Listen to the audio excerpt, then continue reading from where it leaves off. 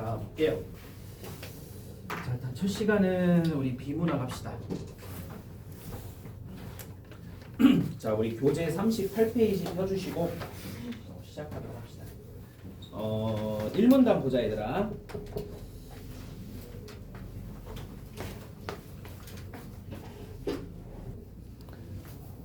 여기 38페이지 펴놔. 38페이지. 자, 바로 할게요. 소도시에 위치한 마트는 대도시의 마트와 규모면에서 큰 차이가 없는 경우가 많다. 자, 왜 이런 현상이 생기는 것일까? 자, 밑줄 칩니다. 이는 전략적 공약이라는 경제학적 개념을 통해 답을 찾을 수 있대요.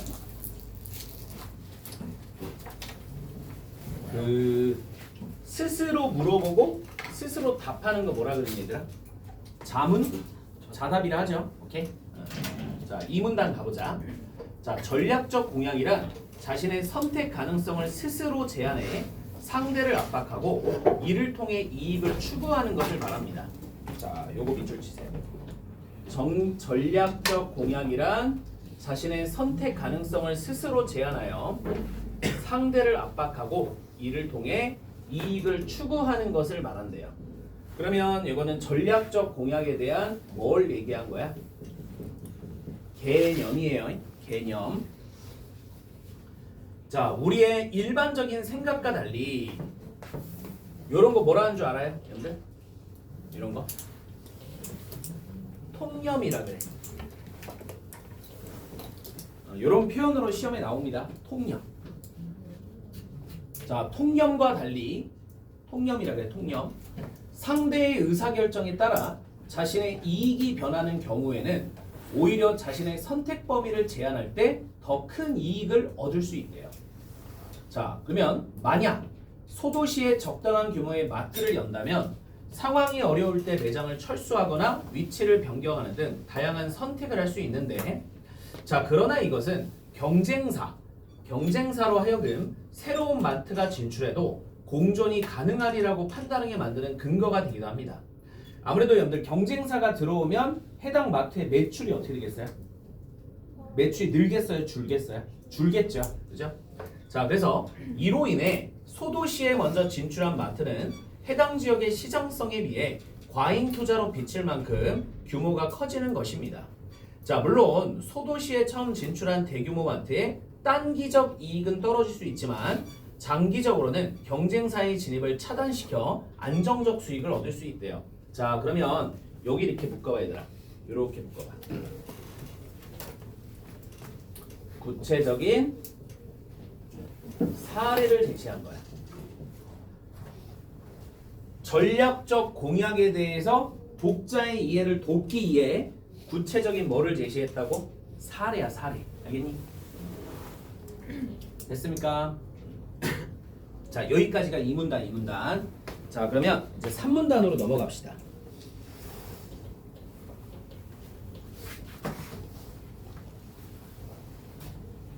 자, 3문단 가볼게요.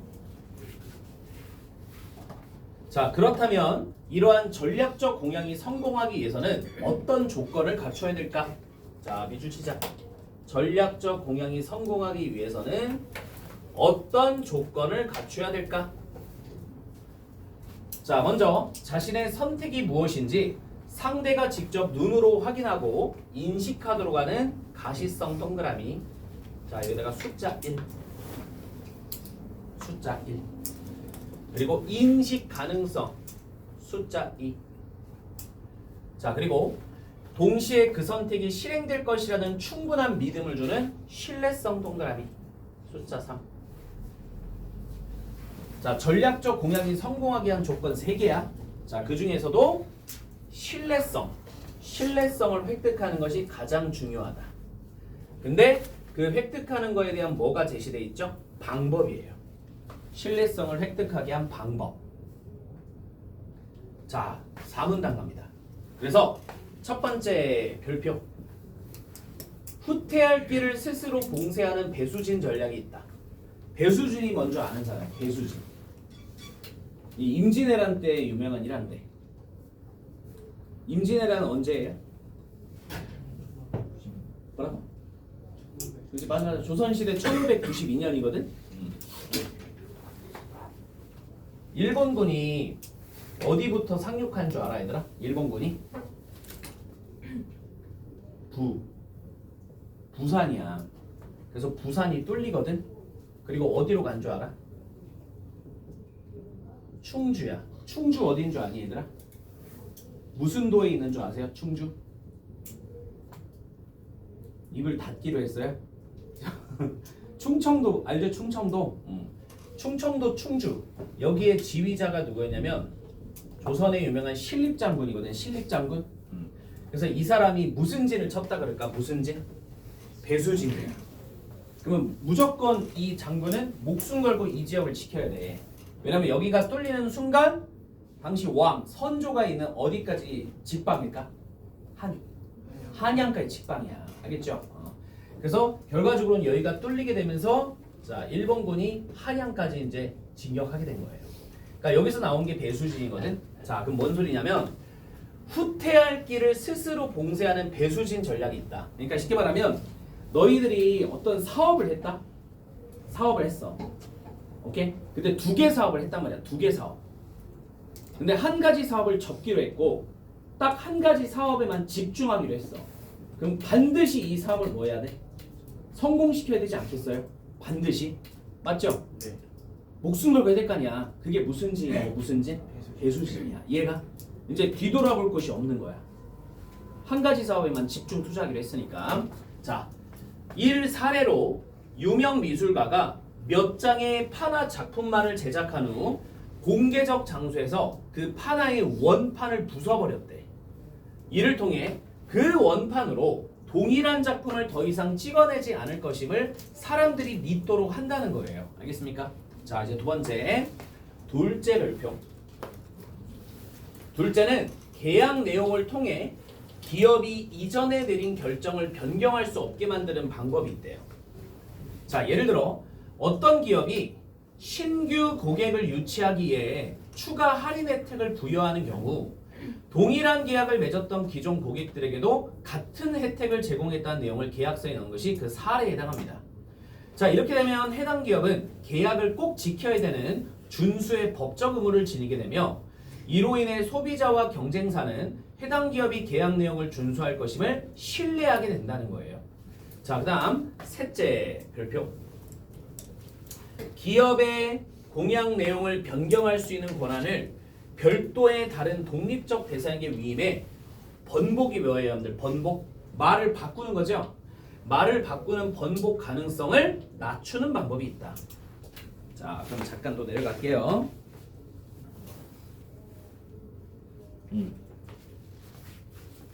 자, 봅시다.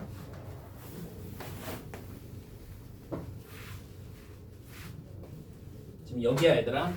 셋째, 다시 한번 읽어볼게요. 여기 셋째, 기업의 공약 내용을 변경할 수 있는 권한을 별도의 독립적 대상에게 넘겨 번복, 말을 바꾸는 번복 가능성을 낮추는 방법이 있다. 특정 수준의 물가 유지를 공약한 정부는 오랫동안 경기 침체를 겪게 될 경우 화폐의 유통량을 확대하여 경기 부양을 하고 싶을 것이다. 자, 그러나 이것을 실행해버리면 물건의 가격이 올라간대요. 자, 이것을 막기 위해서 화폐 유통에 대한 의사결정 권한을 독립성이 보장된 중앙은행에 두게 되는데 이것이 바로 권한이임의 사례래요. 자, 그러면 이렇게 묶어보자 얘들아. 이렇게 묶어봐. 묶어서 이렇게 써놔. 신뢰성 확보의 방법이라는 거야. 자, 신뢰성 확보의 방법 3개를 말하는 겁니다. 자, 이렇게 알아두면 되고. 자, 여기 보자. 제대로 질문하기 여기 쪽 있죠? 여기 봐봅시다. 자, 보세요. 자, 소도시에 먼저 진출한 마트가 규모를 대형으로 열게 되면 얻게 되는 이익은 뭘 써야 될까? 자, 이렇게 쓰면 돼요. 경쟁사의 이익을 차단하여. 경쟁사의 이익이 아니고 경쟁사의 진입을 차단. 자, 경쟁사의 진입을 차단시켜 안정적인 뭐를 발생시키는 거야? 수익이야. 경쟁사의 진입을 차단시켜 안정적인 수익을 발생시키는 거예요. 이게 소도시에 먼저 진출한 마트가 규모를 대형으로 열게 되면 얻게 되는 이익입니다. 자, 그 다음에 3번. 전략적 공약이 성공하기 위해서는 신뢰성 이해에 필요한 조건 두 개가 뭐였을까요? 가시성과 인식 가능성이에요. 가시성과 인식 가능성입니다. 자, 눈에 보이는 가시성과 인식 가능성이에요. 자, 두 개 쓰면 돼요. 자, 다 했으면 1번부터 4번까지 좀 풀어보세요. 1번부터 4번까지 좀 풀어보세요.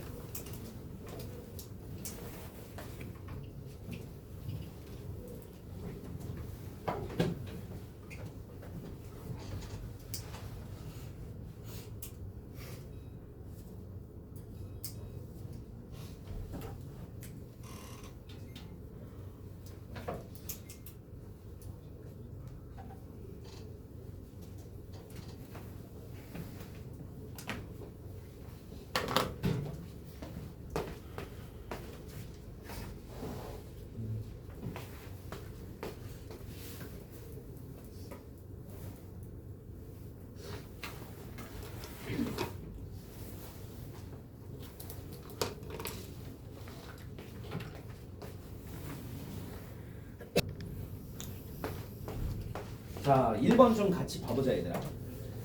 윗글에서 언급한 내용이 아닌 것을 물어봤거든. 정답은 일단 2번이에요. 유래가 뭐예요? 유래. 이 단어가 나타나게 된 기원 같은 거죠. 전략적 공약의 개념은 있지만 뜻은 있지만 왜 하필 이 전략적 공약이라는 거는 용어를 썼죠? 이런 건 없잖아요. 그래서 2번이 틀렸습니다. 나머지는 다 맞다. 자, 2번. 자, A에 제시된 전략적 공약에 대한 이해로 적절한 거야. 자, 얘들아 A 쪽 빨리 봐봐. 왼쪽에. A 쪽에서 첫 번째 줄 읽어볼게. 전략적 공약은 자신의 선택 가능성을 스스로 제한해 상대를 압박하고 이를 통해 자신의 이익을 추구하는 것을 말한대요. 그리고 밑에서 두 번째 줄 봐봐.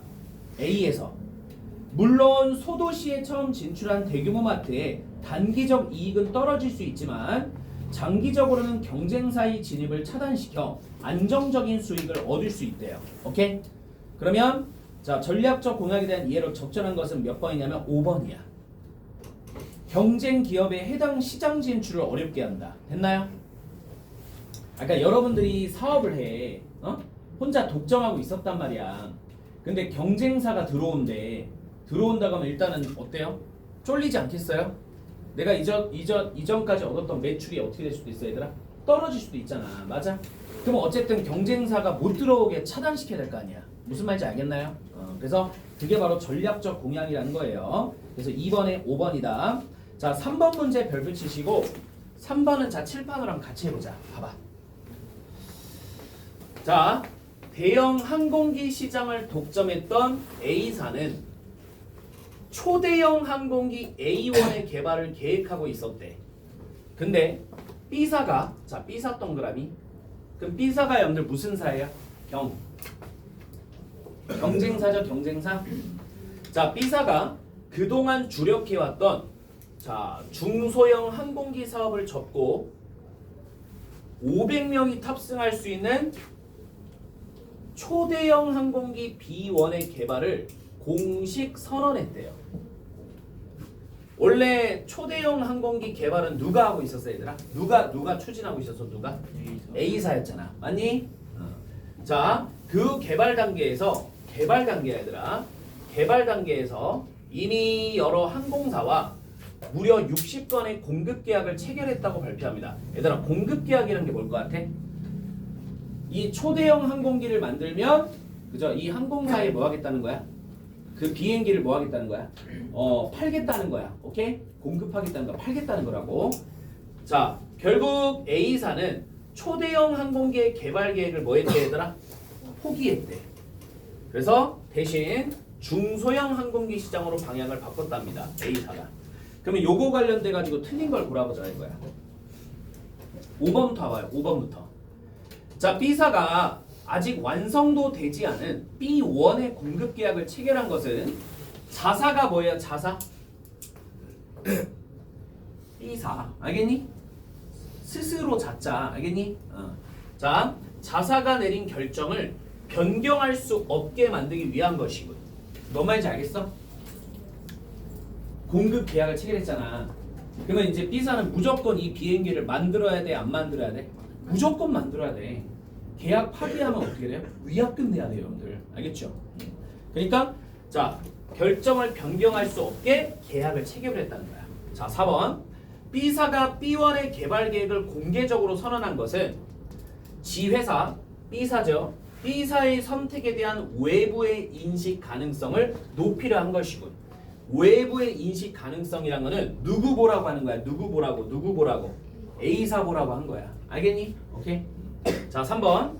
자, B사가 초대형 항공기 사업에 주력하기 위해서 기존 사업을 접은 것은 자, 중소형 항공기 사업을 접었잖아. 누가? B사가. 알겠니?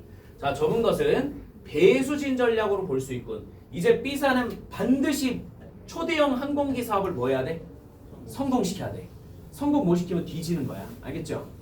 자, 그 다음에 2번. 자, A사가 중소형 항공기 시장으로 방향을 바꾼 것은 B사의 결정이 실행될 것이라고 믿었기 때문이고. 맞지? 아, B사에게 지겠구나. 안 되겠구나. 해가지고 계획을 포기하고 중소형으로 넘어가 버린 거예요. 뭔 말인지 알겠어요? 자, 몇 번이 틀렸어요? 1번. 야, A랑 B사는 둘이 경쟁사야. 무슨 권한을 위임해? 무슨 말인지 알겠니? 권한을 위임하려면 독립된 기관에 넘겨야 돼. 독립된 기관. 알겠죠? 그래서 1번이 틀렸습니다. 4번. 4번은 몇 번이에요? 야, 이거 설명도 필요 없지 않니, 얘들아?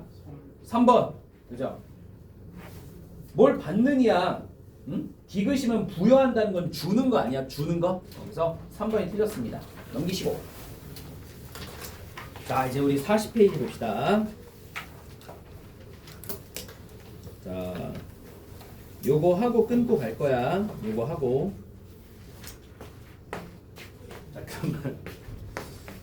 잠깐만. 자, 40페이지 보세요. 자, 합시다. 자, 다양한 요인들 여기부터 살펴봅니다. 자, 1문단 보자. 다양한 요인들을 분석해서 공장이 어디에 위치해야 하는가를 설명하는 것을 산업 입지론이라 한대. 밑줄 쳐야겠네. 다양한 요인들을 분석해서 공장이 어디에 위치해야 되는 걸 설명하는 것을 산업 입지론이라 한대. 산업 입지론. 자, 고전적 산업 입지론에는 이렇게 쳐놔요. 자, 비용이나 수요 중 특정 요인 한 가지에 주목해서 가장 효율적 입지를 설명하려는 최소 비용 이론과 최대 수요 이론이 있습니다. 자, 중요한 거야. 고전적 산업 입지론에서는 비용이나 수요 중 특정 요인 한 가지에 주목하여. 여기 별표. 비용이나 수요 중 특정 요인 한 가지에 주목해서 가장 효율적인 입지를 설명하려는 최소 비용 이론과 최대 수요 이론이 있대요. 최소 비용 이론과 최대 수요 이론이 있대요. 자, 하지만 얘들아, 하지만 중요하다. 하지만의 별표. 그러면 이제 우리 뒤에는 상반된 이야기가 나오겠죠. 자, 비용과 수요 중 어느 한 요소만으로는 공장의 입지를 설명하는 것에는 한계가 있다는 점에 주목한. 잘 봐. 한계가 있다는 거는 고전적 산업 입지론에는 한계성이 있다는 거야. 한계성. 얘가 한계성이 있다는 거야. 자, 그래서 밑줄 치자. 데이비드 스미스라는 인물은 이 둘의 통합을 추구하며 이 둘이 뭐야? 얘들아, 이 둘이 뭘까? 비용과 수요야. 알겠니? 비용과 수요야. 비용과 수요의 통합을 추구하며 준 최적 입지론을 제시했대요. 준 최적 입지론 별표. 자, 그럼 1문단에서는 뭐 나온 거예요? 고전적 산업 입지론과 데이비드 스미스가 얘기한 준최적 입지론을 뭐 한 거야? 비교한 거예요. 알겠습니까? 자, 이제 2문단 가봅니다. 2문단. 좀 내려가야 될 것 같아, 2문단에.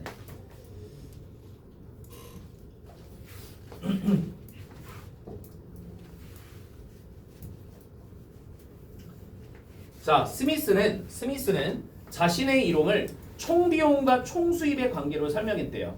자, 밑줄 쳐보자. 스미스는 총비용과 총수입의 관계로 설명했대.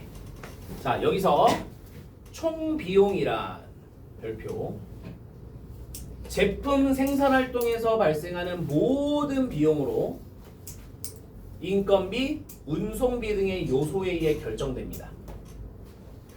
자, 그리고 그렇기 때문에 비용을 최소화할 수 있는 지점을 뭐라고 한대요? 최적 입지래. 다시 비용을 최소화할 수 있는 지점을 최적 입지라고 한대. 이 최적 입지로부터 공장의 위치가 멀어질수록 총비용은 증가한대요. 자, 보자. 최적 입지로부터 공장의 위치가 멀어질수록 총비용은 어떻게 된대? 증가하게 되는 것이다. 자, 여기까지 됐죠? 자, 그리고 이제 끊어줍니다. 자, 끊어봐요, 끊어. 그리고 총수입이란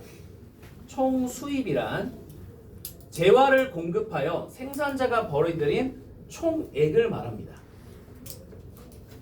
자, 그렇기 때문에 수요가 최대화되는 지점인 최적 입지로부터 공장의 위치가 멀어질수록 총수입은 어떻게 된대요? 감소하게 된대요. 하여튼 이거네. 최적 입지로부터 멀어지면 총수입도 줄고, 오케이? 총수입은 줄고 총비용은 증가한다는 거야. 오케이? 자, 그래서 이렇게 총비용과 총수입을 모두 고려할 때 총비용이 총수입보다 크면 손실이 발생하고, 얘들아 당연한 거 아니야. 응? 너희들이 사업을 해. 근데 요번 월 뭐 1억을 달성했어. 근데 비용이 1억 2천이 발생했던 거야. 그러면 결국 여러분들의 손에 남는 거는 뭐예요? 플러스 2천이야? 마이너스 2천이야? 마이너스 2천 아니겠습니까? 맞아요? 자, 그래서 당연한 거야 이거는. 총비용이 총수입보다 크면 손실이 발생하고, 거꾸로 총수입이 총비용보다 크면 이익이 발생하게 되는데, 자, 스미스는 이제 밑줄 치자. 스미스는 총수입이 총비용과 같아서 별표. 같아서 더 이상 이윤을 획득할 수 없는 지점들을 이윤의 공간적 한계라고 했대요. 별표. 이윤의 공간적 한계라고 했습니다. 이윤의 공간적 한계. 다시 이윤의 공간적 한계란 거는 총수입과 총비용이 뭔 지점? 같은 지점이야. 같은 지점. 자, 그리고 이 공간적 한계의 범위 안쪽에서는, 다시 들어. 공간적 한계의 범위 안쪽에서는 이윤이 최대가 되는 최적 지점이 아니더라도 이윤이 발생하는 곳이라면 공장은 어디든지 입지할 수 있다는 것이 준최적 입지론의 핵심이래요. 자, 밑줄 치자. 그리고 이 공간적 한계의 범위 안쪽에서는 끊어주시고, 이윤이 최대가 되는 최적 지점이 아니더라도 끊어주고, 이윤이 발생하는 곳이라면 공장은 어디든지 입지할 수 있다는 것. 별표. 자, 이게 최적 입지론의 핵심이랍니다. 준최적 입지론의 핵심이래요. 자, 요 2문단 이렇게 좀 봤습니다. 자, 이제 3문단 내려가 보자. 자, 3문단.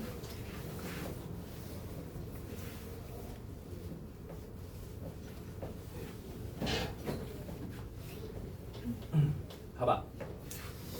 자, 그는 스미스죠. 이윤의 공간적 한계가 다음과 같은 요인들에 의해 달라질 수 있다고 봤대요.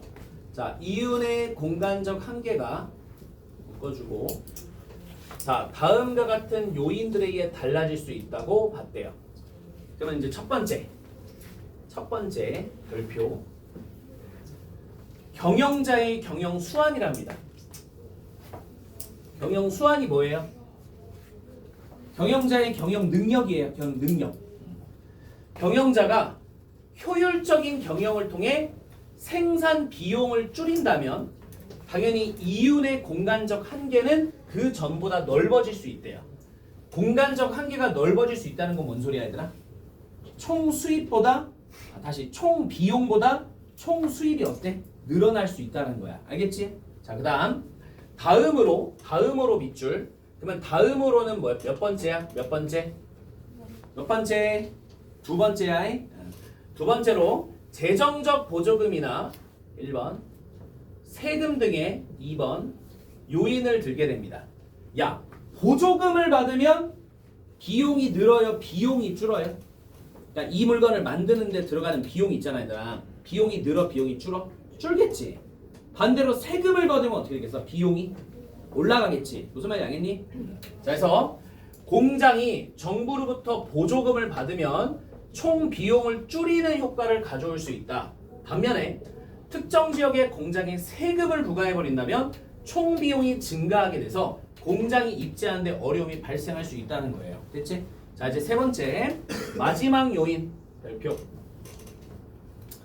자, 마지막 요인은 같은 종류의 제품을 생산하는 공장들이 한 곳에 모이는 거예요. 희한하게 보면 어떤 물건을 만드는 공장들이 한 곳에 이렇게 많이 모여 있는 경우가 있어요.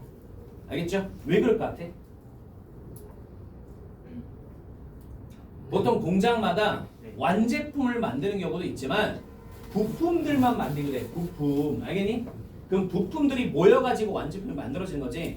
근데 그 부품이 봐봐. 부품을 만들 때 A 공장, B 공장, C 공장, D 공장 이렇게 몰려있게 되면 얘들아 운송비가 늘겠어? 운송비가 줄겠어? 몰려있으면 엄청 줄겠지. 맞아? 네. 다 사람이 운반해서 옮겨야 되잖아요. 인건비가 비싸잖아요. 여러분들. 근데 이 공장들이 다 멀리 막 40km씩 떨어져 있어 봐. 그러면 당연히 어때? 무슨 비가 증가하게 되니? 운송비가 대폭 증가하지 않겠어요? 맞지? 그러니까 벌어들이는 돈이 들어가는 비용보다 많아야 될 거 아니에요. 됐습니까? 자, 그래서 이렇게 같은 종류의 제품을 생산하는 공장들이 한 곳에 모이는 거예요. 그래서 생산 규모가 커지게 되면 원료의 공동 구매, 제품의 공동 판매 등으로 비용을 줄일 수 있다고 합니다. 알겠습니까? 자, 이제 3문단. 결국 스미스의 이론은 비용과 수요를 통합적으로 고려했다는 점. 밑줄. 스미스의 이론은 비용과 수요를 통합적으로 고려했다는 점. 그러면 이렇게 나는 써볼게. 고전적 입지론. 아까 1문단에서 고전적 입지론에 대한 이야기가 제시됐거든? 그럼 이건 어땠을까? 비용과 수요를 분리해서 봤어. 비용만 보든 수요만 보든. 알겠지? 두 개를 분리해서 봤단 말이야. 근데 그 고전적 입지론과 달리 스미스의 이론은 비용 수요를 통합적으로 고려를 했다는 거야. 자, 갑니다.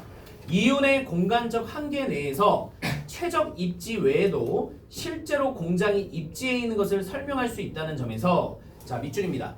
이전의 산업 입지론들이 가진 한계를 극복하려 했다는 점에서 의의가 있다. 자, 이렇게 해서 얘기가 끝납니다. 자, 그러면 1, 2, 3, 4 한번 풀어보세요.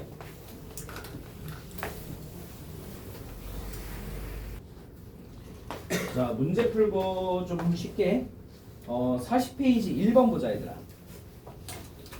자, 윗글을 통해 파악할 수 있는 내용으로 틀린 걸 물어봤죠. 자, 1번 총수입과 총비용의 개념, 2번 준 최적 입지론이 갖는 의의, 3번 이윤의 공간적 한계가 변화되는 요인, 그리고 4번 최소비용 이론과 최대 수요 이론의 형성 과정, 5번 최적 입지에서의 거리에 따른 총비용의 변화가 나와 있잖아요. 자, 뭐는 알 수 없을까 얘들아? 4번이야. 봐봐. 1문단의 세 번째 줄 봐봐. 1문단에서 세 번째 줄.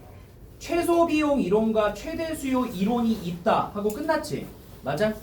이 최소비용 이론과 최대 수요 이론의 형성 과정에 대해서는 없어요. 이야기가 없어요. 그래서 4번이 틀렸고 2번 문제 좀 별표 쳐볼래? 2번 문제. 자, 지금 총비용과 총수입 그래프가 나왔잖아 얘들아. 자, 3번 봐보세요. 3번. 3번에 D 봐보세요. D. D를 봐보면 총수입과 총비용이 맞나요? 안 맞나요? 만나죠? D를 봐봐 얘들아.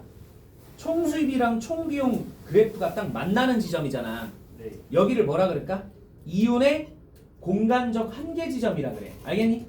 네. 그러면 여기에서는 공장이 어디에 입지하더라도 어때? 상관이 없다는 거야. 일단은 손해는 아니니까. 네. 자, 두 번째. 자, 그리고 C를 봐봐 얘들아. C도 총비용과 총수입이 만나는 지점 아닙니까? 그럼 여기도 무슨 지점이야? 이윤의 공간적 한계 지점이야. 알겠니? 그러면 공장이 어디 입지라도 어때? 상관이 없다는 거지. 그러면 3번 볼래? D에 공장을 세우면 C에 세웠을 때보다 총비용이 크기 때문에 이윤이 더 적겠군 라고 서술할 수 없는 거야. 왜? 둘 다 총비용과 총수입이 뭐하는 지점이야? 만나는 지점이야. 알겠니? 그래서 3번이 정답이 됩니다.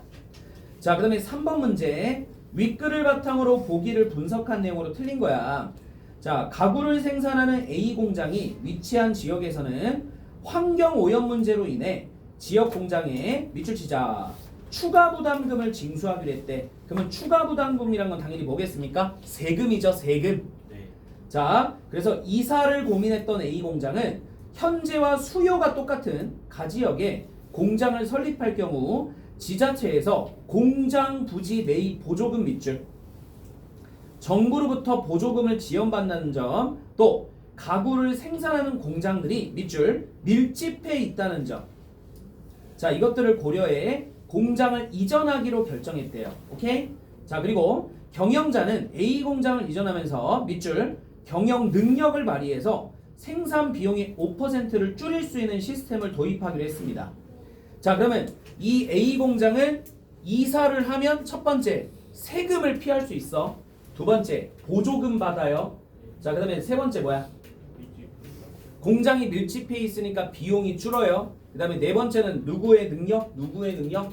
경영자의 수완 능력. 맞아요? 네. 자, 그러면 우리 5번부터 볼까? A 공장이 같은 업종이 밀집하는 곳으로서 이동을 결정한 것은 원료 등을 공동 구입하여 비용을 줄이기 위한 목적이 반영됐다. 맞지? 4번. A 공장이 총수입이 동일한 상황에서 새로운 시스템을 도입한다면 이윤을 얻을 수 있는 공장의 입지 범위는 달라질 것이다. 맞고요.